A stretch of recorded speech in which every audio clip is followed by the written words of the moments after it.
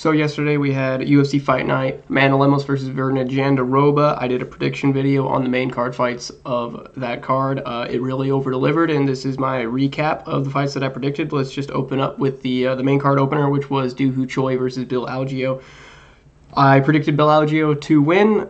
Doo Ho Choi ended up getting a second round TKO. It was a really fun fight while it lasted. That was all the fights, honestly, were really fun for the most part. The card really did deliver.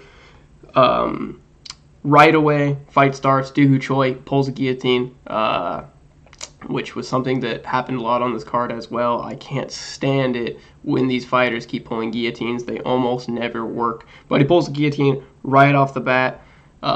Doesn't get it. Goes for a couple of sub attempts, actually, I believe, in the first round. Doesn't work out, so they end up striking on the feet.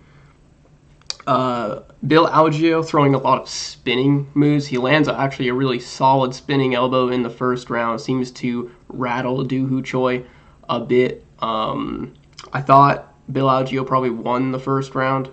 It could have gone to either guy, but I gave it to Bill Algeo. But one thing that I was noticing as the fight was going on, Bill Algeo, as you know, he tends to loop his punches, and he lunges in while looping his punches. And he doesn't have crazy fast hand speed.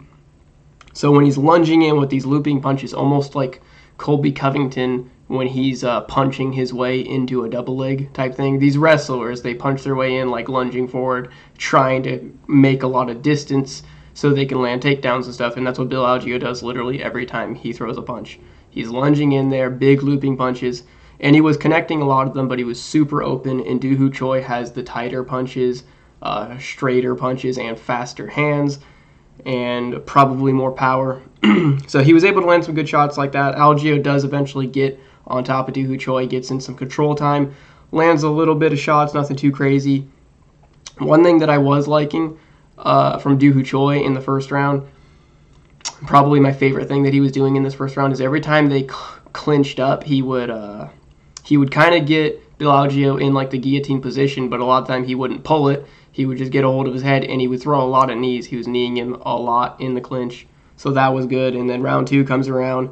Algeo spinning just way too much. He throws too many spinning elbows, spinning back fists, whatever. Outside of that one in the first round, nothing else really landed. He just kept doing it, and I didn't like seeing that. And then again, looping punches versus straight punches, as the Weasel would say. Choi was able to land a solid punch, and basically right below the eye. Must have broke the orbital or something like that, because Bill Algeo didn't get knocked out, but he got hit, and he got hit hard, and he kind of made a bad face, and then he put his hands to his face, and he sunk to the ground to his knees, and he was done. I don't want to say he quit. I think he broke his orbital. So it was a TKO due to pain, really. It wasn't a knockout. It didn't seem like he was crazy rocked. I think he just shattered his orbital, most likely. I haven't looked into that since the fight, but either way, he was done after that. So it was a good win by Doo Ho Choi. I don't think he was really winning the fight up to the finish, but it was really close. Super close fight. Fun fight. Good for Doo Ho Choi. That's his first win in a long time. So yeah, good for him. Moving up the card, we have Bruno Silva versus Cody Durden. I picked Cody Durden. I didn't get a lot of picks right on this card. This fight, though, was actually kind of annoying for me. I picked Cody Durden mostly because we hadn't seen a lot of Bruno Silva, and he had only fought really low-level competition. Cody Durden fought better guys, so I was like, okay, I got to go Cody Durden on this one. And he was winning the fight handily. I mean, he was really, honestly, he was beating up Bruno Silva for the entire first round and most of the second round, as long as the second round lasted. Landing lots of shots on the feet, getting some control time, really just rocking, not super badly rocking, but wobbling Bruno Silva constantly, really, catching him with good shots, stinging him. Didn't drop him or anything, I don't believe. He didn't drop him, he just stung him over and over again, but he was just outlanding him, doing more damage. Bruno Silva's face was getting beat up throughout the fight. Second round comes around. After there was an eye poke, actually, I forgot. So there was an eye poke in the first round by Durden. A little dirty, but whatever. And then second round comes around. Durden's still out striking Bruno Silva.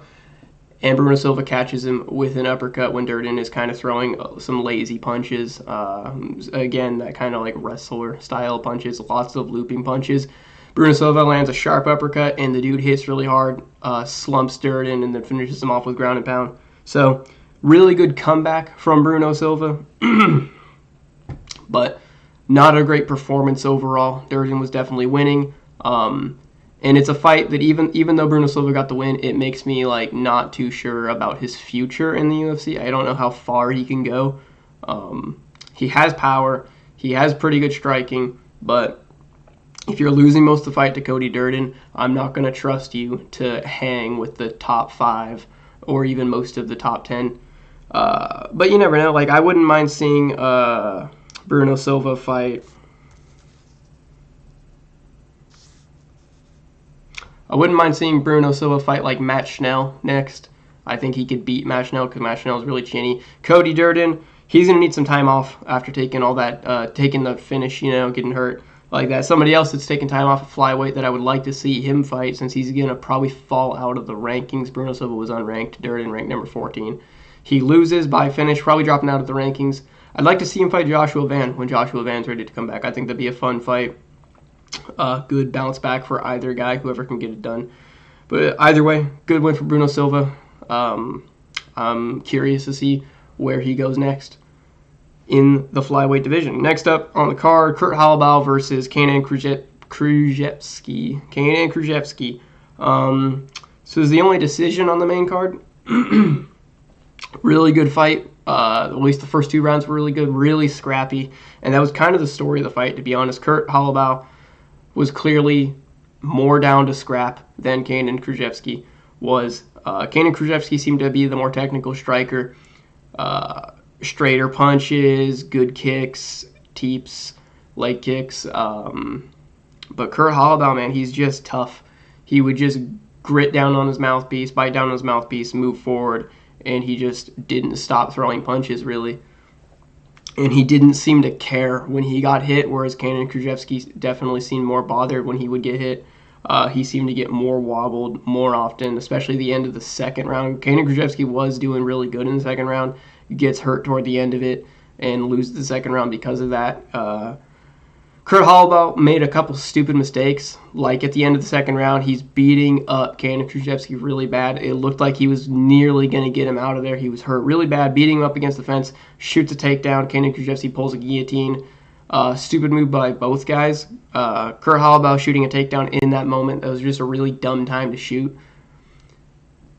People do that a lot. They hurt guys. They have them up against the cage. You could just keep pouring it on them with strikes and probably get them out of there, but then you shoot a takedown. I don't understand why fighters do that. That's stupid. And then on top of that, Kenan Krzyzewski pulling that guillotine, also stupid. Like I've said before, pulling guillotines almost never works in the UFC at this point. It doesn't work in high-level MMA. It works on the regional scene, and it works against... well, I guess it works when Anthony Smith does it against Vitor Petrino. But outside of that, it doesn't generally work, and I'm sick of seeing guys pull guillotines. It's irritating. But either way, good win by Kurt Holobaugh. He won the decision. I thought he could have arguably could have won all 3 rounds. The judges gave it 29-28. I understand them giving it 29-28. But yeah, it was a good win by him. I wasn't particularly impressed by Kenan Krzyzewski. I think both these guys, they made a lot of mistakes in the fight, and it was kind of sloppy. But it was fun. I'd say one of the fight of the nights. I'm not sure if it was my favorite fight on the card, but it was a fun fight. Third round was kind of boring because it was mostly just ground control.